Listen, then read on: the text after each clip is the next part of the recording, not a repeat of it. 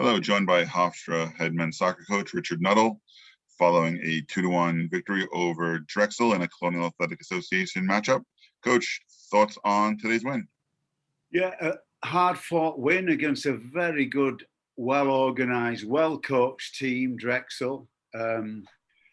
Again, I thought we could have got to 2-0 and 3-0 first half, but and maybe they've had one good chance as well where we've not been on our game and we've let them in. But I thought we could have been up a couple of goals, and in the second half we got to 2-0, and I thought we were somewhat comfortable the first 10 or 15, but then just lack of organisation and people being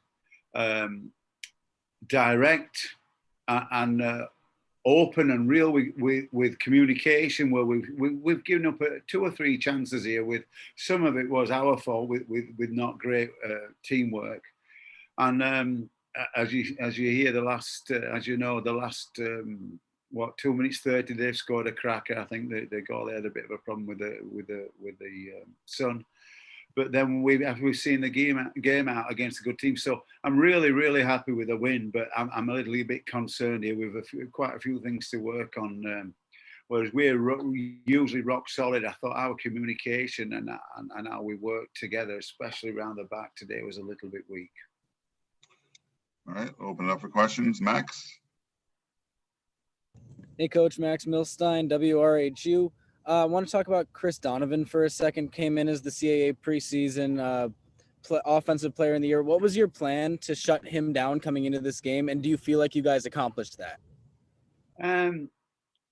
He's such a good player, and he's pacey and he's hard working, that to totally shut him down is very, very difficult. I think on the whole, we handled him. I mean, we passed him the ball in front of our goal from our player at one point, but, we recovered. But no, he's a quality player and he's pacey and strong. I'm generally we did a good job, but, through our fault some of the time, I thought we gave him too much room and we didn't get the line right. And on where they hit the post, I don't know if that was in with the header, but where they hit the post, our line was wrong, our depth of our line, and so on. But he's just a quality player, and it's hard to shut somebody down for so long. All right, Carlos. Hey, Coach. Carlos Silva, WRHU. Can you speak a little bit about how important it is to have that spine of the defense just so shut down when it comes to having George O'Malley and Tatafu, who's a freshman nonetheless, making it almost look effortless at times for this team?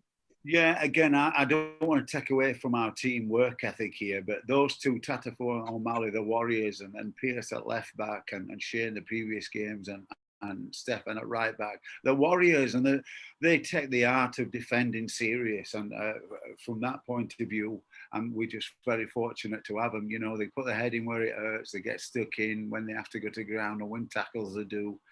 And generally speaking, we're very fortunate with their abilities and their mentality. Defending's the mentality, and they've got the mentality. All right, Yaw. How you doing, Coach? Yalbon too, WRHU. I have a few questions here. You had a few potentially big calls that did not go your way in the first half. How do you think those non-calls shifted the momentum away from your team? Yeah, I mean, you're always going to have that. I did think that was a penalty personally. I thought Jason he was in front of him, and he had no reason to go down other than he got pushed from behind. I really would have liked him to gather the ball as well as he's coming through, but I thought it was a penalty. But look, they can't get everything right. Generally speaking, he wasn't a bad ref, and he did a decent job. But they've got 3 or 4 key things wrong. Some where the rules are clear, and I thought that they were wrong. But that's part of being part of the process. And again, he wasn't bad overall. I thought he did a decent job. And it looked like your team, especially in the first half, was playing more through the middle of the field rather than stretching the ball like we're used to seeing. So how much was that a large talking point in the locker room at halftime? It was a massive talking point where we're not getting it down and getting it wide. We thought we were doing too much flicking and not getting the ball down and bringing people into play. We've got to bring people into play in wide areas, because we've got incredibly special players at wide who can do some damage. With Storm and Jason, and Heavy's goal has proven today what a goal. And in the previous timeout, Hendrick had one of, if not the best game on the team. And looking at his growth and what he did today, especially how you guys started off the season with a bunch of low scoring outputs, how are you looking to see him grow, and how did you see him grow today?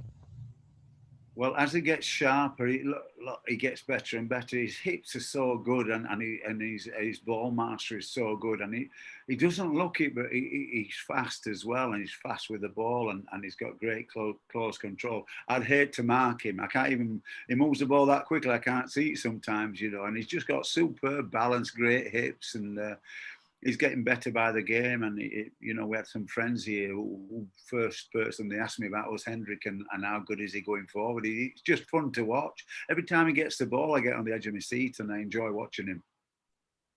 And do you think he could be that guy that in the last third of the field could dribble through a bunch of players and develop into more than a playmaker and more into a scorer like we saw today? Yeah, he always says he'd like to score more goals, and we always think that way. But he does supply goals as well. And look, he's such a threat. Whether he's wide and getting crosses in, or he's coming inside, cutting inside, and finishing like he did today, we're just thankful to have him. He's a great player. Thank you. Thank you.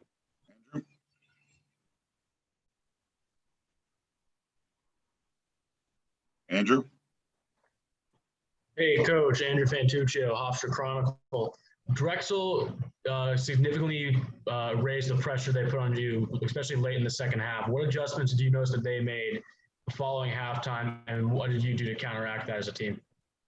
Yeah, I mean, I think the first adjustment, they did a little bit better job at getting behind us. And we were a bit critical of our own back line. And with Donovan's pace, you got to be careful. We got it wrong 2 or 3 times with a longer ball in the back. But as I said, we got lucky a couple of times, and we got out of there without a goal till late. I think from another point of view, once the last 10 minutes came, I thought we handled it well. We did what we had to do. We brought a couple of very great competitive guys on, Shane and Holger, to hopefully tie it up. I thought Jack Nuttall did a good job as well in the middle there. And I felt comfortable, although they did smash that goal in. But as I said, I think the sun killed Wessel on that. But we would have liked the clean sheet, and it caused a few panics the last couple of minutes. But we got out of there with the win. All right. And one last question from Max. Coach, 3 days you guys have off until Fairleigh Dickinson comes to town. What improvements do you want to see specifically between now and then?